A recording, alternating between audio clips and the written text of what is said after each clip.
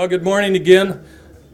My name's Mike Moran. I'm the Parks and Recreation Director, and it's my great honor to welcome you to the Terry Trueblood Recreation Area and the Park Lodge facility.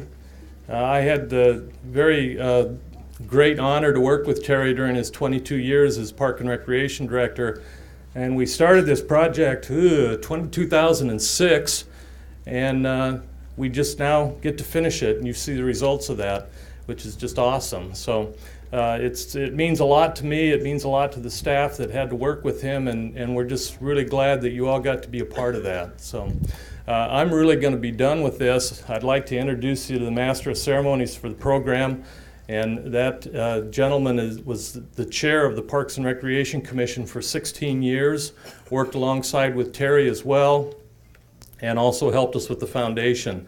So Matt Pasha.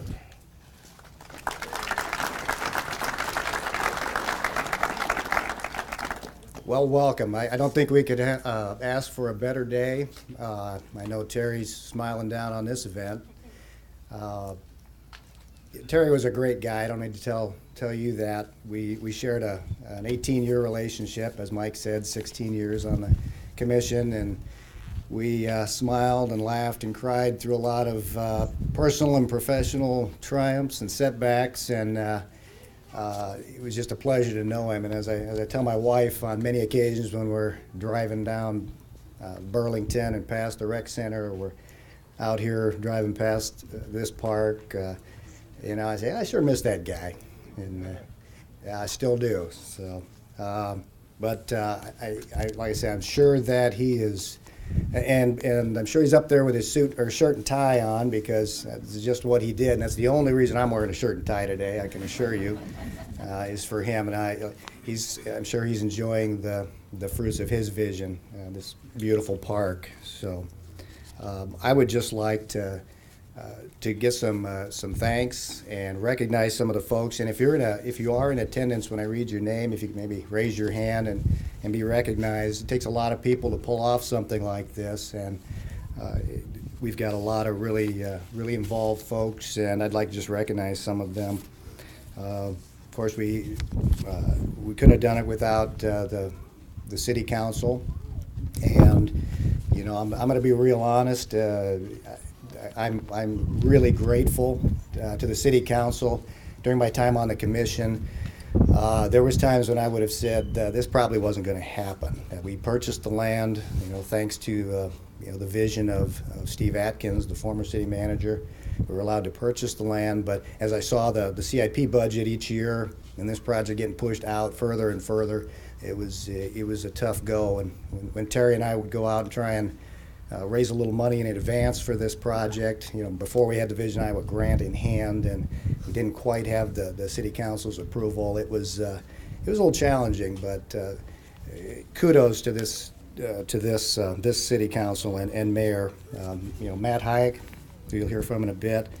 City council members Connie Champion, Terry Dickens, Rick Dobbins, Susan Mims, Michelle Payne, and Jim Throgmorton.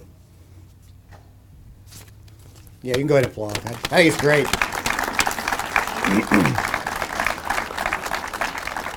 And then a lot of other people. Our current Iowa City Parks and Recreation Commission: Suzanne Bentler, Dave Burjoyce, Clay Clausen, Maggie Elliott, Allison Ganade, Kara Hammond, Lucy Lorian, John Westfeld, and Joe Yonker.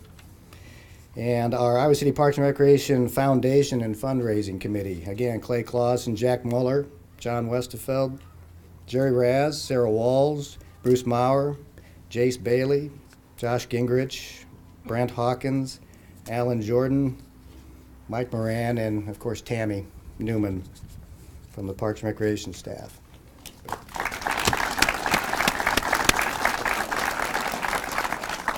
I feel like I should be opening an envelope here pretty quick and announcing the winner, but I think we're all winners today. So. And then, of course, our city manager, Tom Marcus, and assistant city manager, Jeff Fruin. And of course, I was out here yesterday getting a little preview from Mike, and the parking lot was full of dust, getting my truck dirty, and there was about 100 city workers out here doing a fantastic job of getting it ready for this event. So great job on the part of the staff as well. And then the contractors and builders, Snyder and Associates, Don Marner, Clay Schneckloth, ASK Architecture, Michael Kastner, and Tricon Construction, Gary Jasper. Kudos to all of you. Good work.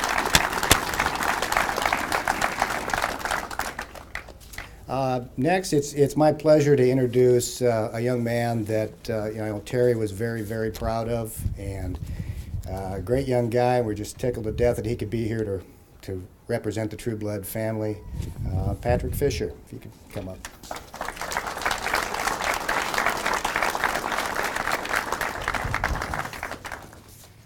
Well, as Matt said, I'm Patrick Fisher, and I'm here because I was Terry Trueblood's grandson. And I've heard a lot of people say since Grandpa died that they never knew a guy who was more well-liked or more universally liked than Grandpa.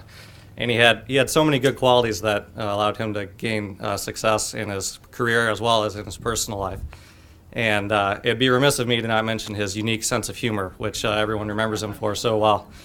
But I'd like to mention another quality, a more subtle quality that gave Grandpa so much respect, and that was his humble nature. And I have a short story here, a memory of Grandpa from about 10 years ago. And he was asked to drop the puck at a Cedar Rapids Rough Riders game. And that's like an honor, like throwing the first pitch at a baseball game. And he took me with him, but he didn't tell me until after we got there that he was going to do this. And we're sitting waiting for the game to start. We get there nice and early, and he says, "Okay, Patrick, wait right here. I'm gonna go out on the rink and drop the puck." And I'm thinking like, "Okay, Grandpa, sure you are," and one of his notorious practical jokes here. But the joke was on me because sure enough, there goes Grandpa. He goes out there and it was just ceremony. He drops the puck, and then it was just ceremonial puck, and so he brings it back to me. And he was out there with two other people.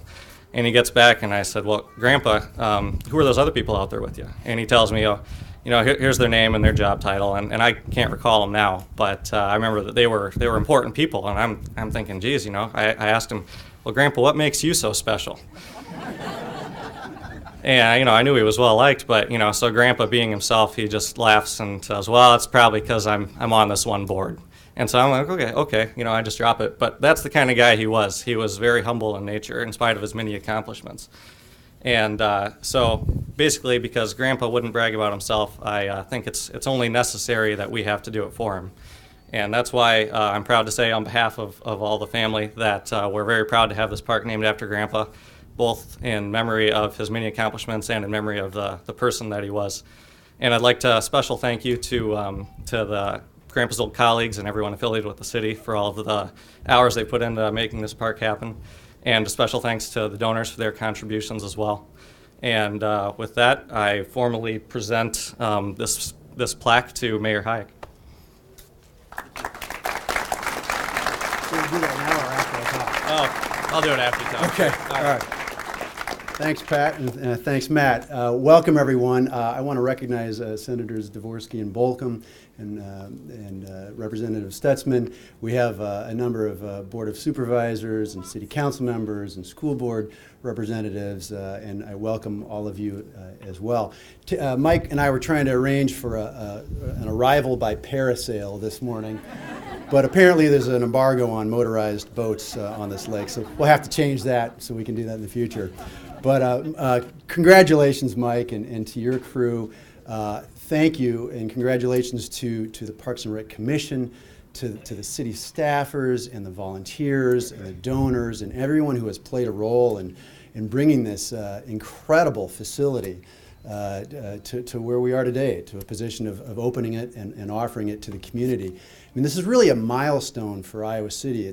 We have so few opportunities to introduce substantial public amenities of a quality and of a size like this one. And when you think about what sets this place apart, I mean, you look at just the aesthetic beauty of it, and I saw a lot of jaws dropping as people walked into this incredible facility here and looked out the window. You think about the recreational offerings we have and the scope of activities and what this means for the community. And the potential for impact on this area of the community in terms of growth. That's an important thing as well.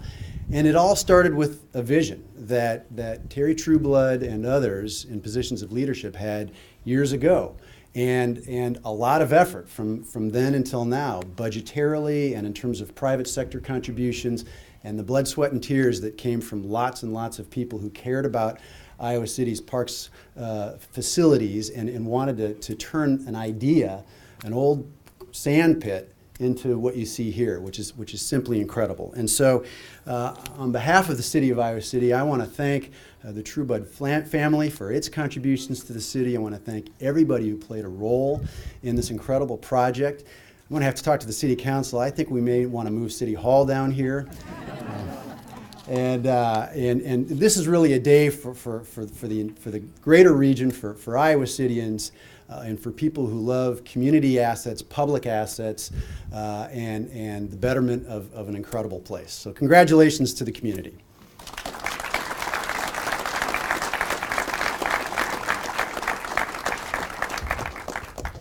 Should I just unwrap it? Unwrap it.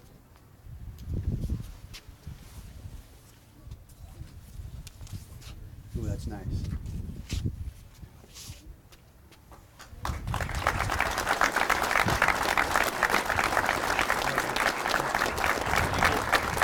Beautiful. What should we do with this? I think we've got a place to hang this. That's awesome. Well, again, thank you all for coming. And we're going to do a little ribbon cutting now. So if we could get all of the city council members, the Parks and Rec Commission, and the Trueblood family to come up and officially open this beautiful park.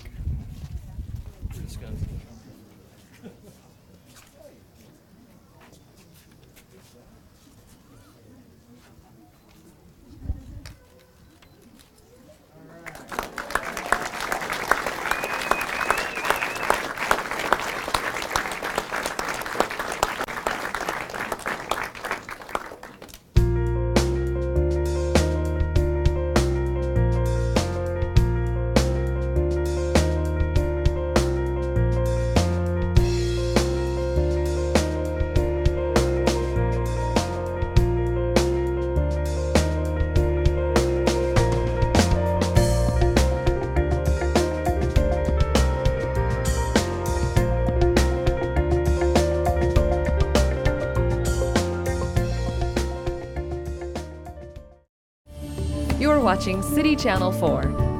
On TV, online, on demand, on Facebook, and now on the go on your mobile device.